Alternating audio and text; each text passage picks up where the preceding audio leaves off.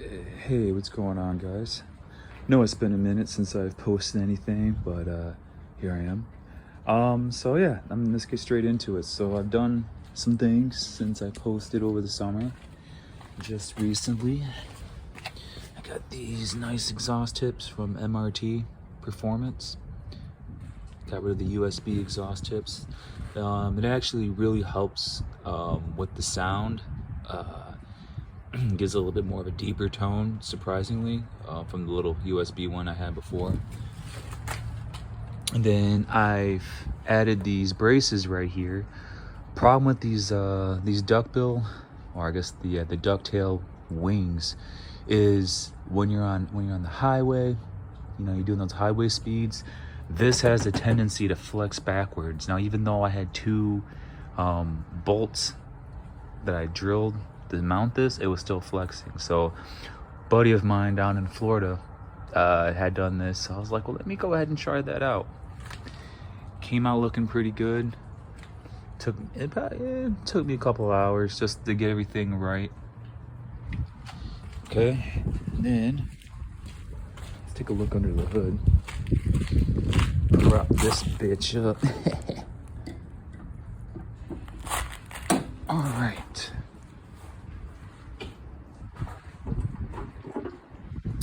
Okay, so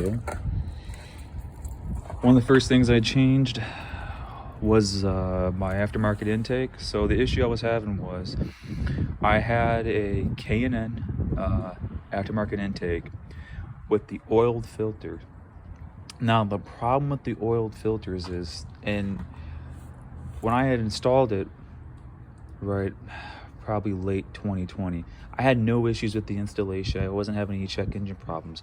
But when it came to servicing my filter, I think I might have over oiled it.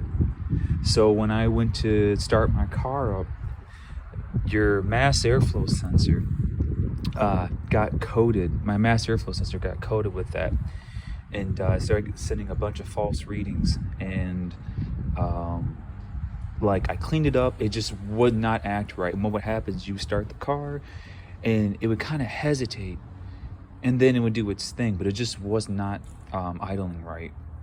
I mean, it wasn't like, idling at a low RPM, below 6 or 500 or anything like that, but it's just idling weird.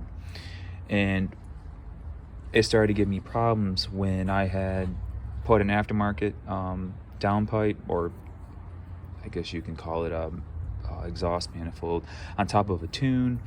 The aftermarket intake was just throwing everything off because of the tune, and because that I had the aftermarket downpipe. So I ended up, it was just a crazy mess. So I had to end up remove the tune, because the tune I had on there was giving me a P0172 code, which means that the engine was running rich. And I'm like, and it wasn't enough that I had to check engine light. The car started like wanting to bog down once you get past 30 miles an hour. So I went back to my factory tune, but then because I had the aftermarket downpipe, now I was just getting, without a tune, because the tune was removed, now I was getting the P0139, which means your O2 sensor isn't reading proper exhaust flow. It thinks something's going on with it, and it wasn't. So right now you're looking at my stock. I got the stock one put back on, but initially I had swapped this out because my tuner was like, yes, probably your intake, you need to switch to an oil free. So anyways, I went to an AEM. No issues with it at all. The filter is a little bit bigger, but I think in general with these Civics, once you start doing tuning and stuff like that, probably avoid the oil filters. That's just my personal opinion. You won't fall into a bunch of the stuff that I was going through. But yeah, I mean, the downpipe definitely, keep wanting to say down, because that's what it's called for this car, even though it's not turbocharged, but it's called a catted downpipe, which is the one that I got. But it sounded nice. It gave the engine, it made the car sound a little bit deeper, but without a tune, it just kept popping up that check engine light. That's just me. I don't like seeing, I don't like seeing lights on my dashboard. That's just me, and that's a personal take. That's just a personal preference. But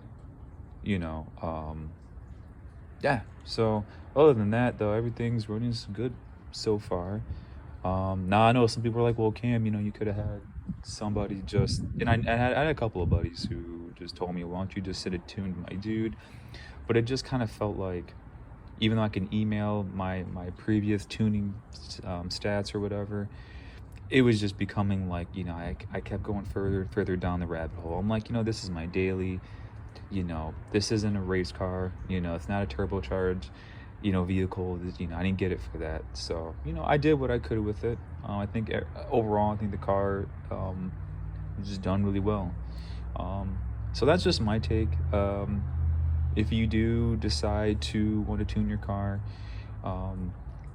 you know, don't just rely on the base map stuff. You take it to a professional tuner who knows what they're doing, to make the most out of your car, especially if you have like an aftermarket intake and aftermarket exhaust manifold / downpipe or whatever. But yeah, guys, so that's it. So hope you all doing well. I'll give you another shot of the car.